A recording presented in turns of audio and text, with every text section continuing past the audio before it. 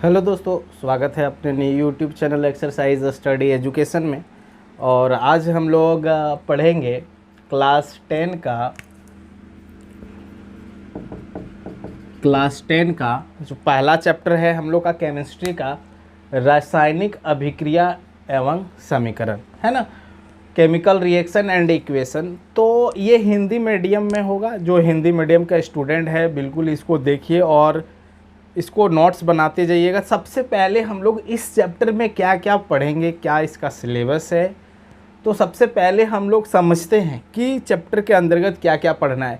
फिर धीरे धीरे लेक्चर आते जाएगा और हम लोग कंप्लीट करते जाएंगे। और सभी स्टूडेंट को नोट्स भी साथ साथ में बना लेना है, बिकॉज़ लॉकडाउन में ना कोचिंग चल रही है ना ही स्कूल चल रही है, तो चीज़ों को आप नोट्स करते जाओगे। तो सबसे पहला जो मेरा चैप्टर होगा रासायनिक अभिक्रिया एवं समीकरण, केमिकल रिएक्शन एंड इक्वेशन।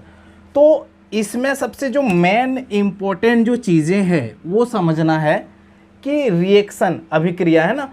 तो केमिकल रिएक्शन, केमिस्ट्री में एलिमेंट और रिएक्शन है ना, जब एलिमेंट एक दूसरे से रिएक्ट करता है तो केमिस्ट्री में मैक्सिमम चीज़ें आपका रिएक्शन से ही रिलेटेड है। और रिएक्शन को बढ़िया से बनाने के लिए और समझने के लिए आपको क्या करना पड़ेगा, एलिमेंट का नेम जानना पड़ेगा। ऐसे तो पीरियोडिक टेबल जब हम लोग पढ़ेंगे 5 चैप्टर, उसमें टोटल नंबर ऑफ एलिमेंट 118 है, बट हम लोग को 1 से लेके 30 तक एलिमेंट जानना है, एलिमेंट का नाम, है ना। तो इसको मैं बताऊंगा एलिमेंट का नाम। सिर्फ आपको सिंबल देख के आपको पता चल जाना, जैसे ये है हो गया आपका Cl क्लोरीन, है ना, ये हो गया पोटासियम। तो ये सब चीज़ों को देख के आपको जानना है कि ये पोटेशियम है, क्लियर ना। इसके बाद एलिमेंट का 1 से लेके जो 30 एलिमेंट है, तो 30 एलिमेंट का हम लोग चार्ज ऑन एलिमेंट, इस पर क्या चार्ज होता है, नेगेटिव या पॉजिटिव चार्ज होता है, इसी में को हम लोग वैलेंसी के रूप में काउंट कर लेते हैं। तो मतलब एलिमेंट का वैलेंसी जानना पड़ेगा। ये 1 से लेके 30 तक एलिमेंट और इसका वैलेंसी, अगर ये दो चीज़ें अगर आप कर लेते हो तो फिर आप ऐड जानते हो ना, मैथ में आपको ऐड बहुत आसान, देखिए इस तरह का ऐड आपको काफ़ी आसान लगता होगा, है ना। इस तरह का अगर आपको मल्टीपल दे दे काफ़ी आसान लगता होगा। इस तरह का आपको अगर सब्सट्रैक्शन दे दे फिर भी आपको बहुत इंटरेस्ट लगता होगा। कुछ है भी नहीं, बिल्कुल रिएक्शन आपको इसी बेसिस में करना है। आप जब 11-12 जाओगे तो चीज़ें थोड़ा लार्ज होगा और थोड़ा डिफ़िकल्ट टाइप में पढ़ेंगे। तो अभी कम से कम स्टार्टिंग जो होता है ना, रूट्स, जड़, तो जड़ को हम लोग को पढ़ के रखना है ताकि आगे आपको डिफ़िकल्ट ना हो। तो इसको बनाने का क्या प्रोसेस होगा, कैसे, करीबन मैं यहाँ से आप लोग को 100 से लेके 200 तक आपको रिएक्शन में यहाँ समझाऊंगा और काफ़ी आसान होगा। बिल्कुल टोटल नंबर ऑफ स्टूडेंट इसको बनाओगे। केमिकल, ये रासायनिक अभिक्रिया, नाम ही है अभिक्रिया। तो अभिक्रिया में मेन जो 90% स्ट्रैटेजी होगा इस चैप्टर का, वो आपका रिएक्शन ही होगा। तो हम लोग को क्या करना है, रिएक्शन बढ़िया से सीखना है। मैं इस रिएक्शन को करीबन 4 से 5 डेज में हम लोग क्लियर करेंगे, है ना। तो पहला काम क्या होगा, एलिमेंट नेम को आपको जानना है। और क्लास 9 में भी है, मैक्सिमम स्टूडेंट जान भी रहे हैं, है ना। एक बार फिर भी इस चैप्टर को पढ़ रहे हैं तो एलिमेंट नेम होना चाहिए और चार्ज ऑन एलिमेंट होना चाहिए। अगर ये दो चीज़, अगर आपका जैसे सपोज डेट आप यहाँ मल्टीपल करोगे ना, 2 4 जा 8, है ना, तो कम आपने क्या करा, इस मल्टीपल के लिए टेबल पहाड़ा याद करके रखा है। तो बस आपको 2 ही चीज़ करना है, ये एलिमेंट नाम करना है और चार्ज ऑन एलिमेंट करना है, बाकी कुछ नहीं करना। फिर चीज़ों को इतना आसान हो जाएगा चीज़ें। और आपका जो एग्ज़ाम में, जो मान लीजिए अगर आप जैक बोर्ड से हैं तो 6 मार्क्स यहाँ से पूछता है, बिहार बोर्ड से हैं तो 8 मार्क्स से, यूपी बोर्ड से हैं तो यहाँ से 5 मार्क्स से, और इनमें से मैक्सिमम क्वेश्चन आपका ये रिएक्शन से ही होगा। ये सब डिफिनेशन चीज़ें आता नहीं है ना, चीज़ें आपका रिएक्शन ही आएगा। बोले 90% इस चैप्टर का जो स्ट्रैटेजी होगा ये आपका रिएक्शन ही होने वाला है। और अगर आप ये रिएक्शन अगर बढ़िया से नहीं करते हो तो देखो इसका इफ़ेक्ट, आपका दूसरा चैप्टर है एसिड, बेस एंड साल्ट, है ना, ये दूसरा चैप्टर है। तीसरा चैप्टर है आपका मेटल एंड नॉन मेटल, है ना। तो ये चैप्टर और ये चैप्टर टोटल आपका रिएक्शन पे ही डिपेंड है। आप मान लीजिए यहाँ एसिड करोगे तो आपका यहाँ आपको एसिड का केमिकल प्रॉपर्टीज जब आपको पढ़ना होगा तो आपको ये पूछेगा कि कोई भी मेटल है, कोई भी धातु है, वो अगर एसिड के साथ जैसे HCl हो गया, H2SO4 हो गया, इसके साथ अगर मिला दिया जाए, अगर रिएक्ट किया जाए तो क्या बनेगा। तो ये चीज़ें कैसे आप जानोगे, ये रिएक्शन से ही जानोगे। तो अगर आप रिएक्शन बढ़िया से 4-5 क्लास मेरा लेक्चर करते हो तो आपका दूसरा और तीसरा चैप्टर ये दोनों चैप्टर का भी 80% चीज़ें हो जाएगा। तो कितना इम्पोर्टेंट है आपका रिएक्शन, पहला चैप्टर, दूसरा चैप्टर और तीसरा चैप्टर टोटल डिपेंड करता है। और आगे जब जाओगे 11-12 में तो यही चीज़ें इनऑर्गेनिक में एक अलग ब्रांच लेके आएगा। तो चीज़ों को समझना है, कुछ नहीं है समझाने का और आपसे बनने का पूरा गारंटी मेरा है। पिछला बार इससे क्वेश्चन पूछ लिया था कि सोडियम बाइकार्बोनेट का फार्मूला क्या होता है, कैल्शियम कार्बोनेट का फार्मूला क्या होता है, तो कैल्शियम कार्बोनेट बनता कैसे है।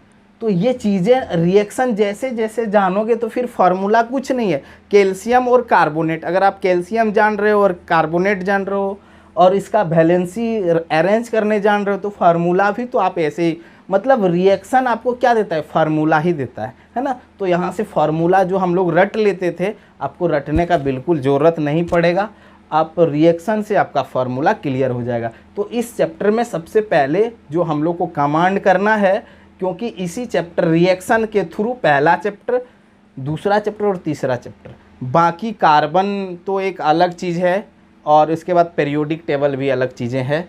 तो मेन चीज़ ये 3 चैप्टर, और ये 3 चैप्टर से एटलीस्ट 15 से 20 मार्क्स का होता है और ये टोटल डिपेंड करता है रिएक्शन पे। अगर आपका रिएक्शन ठीक है तो ये चीज़ें, डिफिनेशन तो हर कोई करेगा, सबको डिफिनेशन याद होता है, चीज़ें डिफ़िकल्ट करता है रिएक्शन।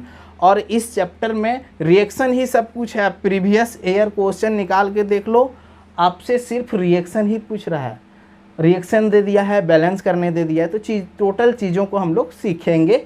पहला नंबर काम होगा रिएक्शन सीखना।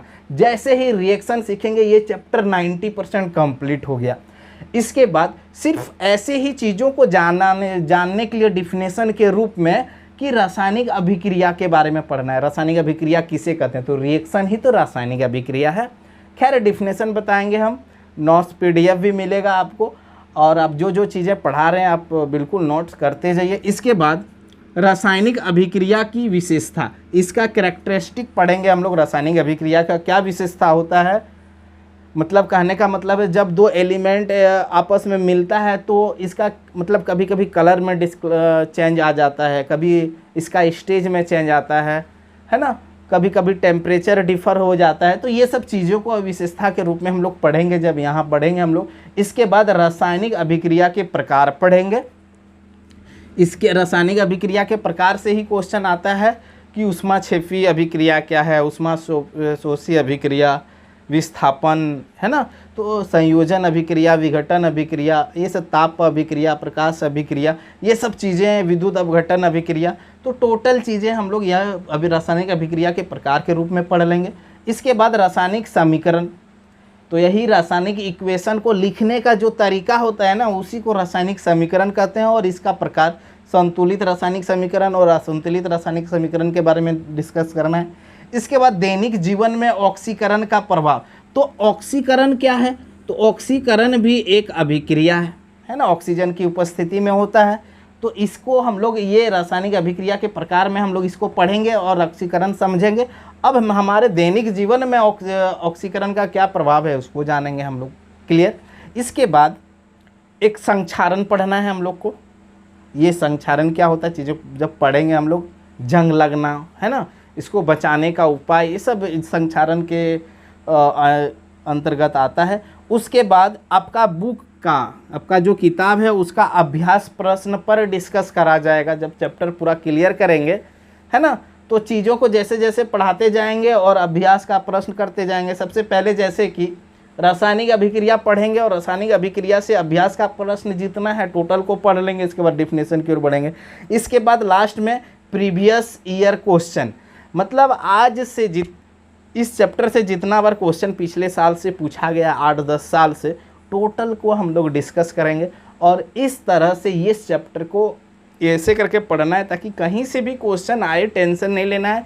और इसको डीप में पढ़ने का एक मात्र रीज़न ये भी हो जाता है क्योंकि ऑब्जेक्टिव क्वेश्चन अगर इस चैप्टर से आता है ना तो चीज़ें थोड़ा अलग लेवल से आता है। तो अलग लेवल का क्वेश्चन अगर आए है ना, ऑब्जेक्टिव क्वेश्चन को हम लोग को अगर सॉल्व करना है तो चीज़ों को बारीकी से पढ़ना है, सिर्फ डिफिनेशन से काम चलेगा नहीं। अगर आगे आप साइंस लेके अगर पढ़ाई कर रहे हो तो डिफिनेशन से कुछ नहीं होगा, आपको मैटर समझना पड़ेगा। क्लियर ना। एक छोटा सा स्मॉल रिक्वेस्ट है, अगर इस चैनल पर जो नए हैं और चैनल को जो सब्सक्राइब नहीं करे हैं, सबसे पहले चैनल को सब्सक्राइब कर लीजिए और अपने फ्रेंड सर्कल में अधिक से अधिक शेयर कीजिए ताकि सभी को इसका जानकारी हो। और सब नोट्स तो सबसे VVI पॉइंट तो ये है कि नोट्स तो करते जाना ये सब चीज़ों का। क्लियर ना। तो आज हम लोग इतने रखेंगे। नेक्स्ट लेक्चर में हम लोग क्या करेंगे, एलिमेंट का नाम जानेंगे और चार्ज ऑन वैलेंसी जानेंगे और 1-2 रिएक्शन स्टार्ट करेंगे। और ये चीज़ें 2-4 दिन सिर्फ तो हम लोग रिएक्शन ही पढ़ेंगे। क्लियर। इसके बाद ये चीज़ें बुक पर आएंगे। क्लियर ना। तो थैंक यू, मिलते हैं हम लोग नेक्स्ट लेक्चर के साथ।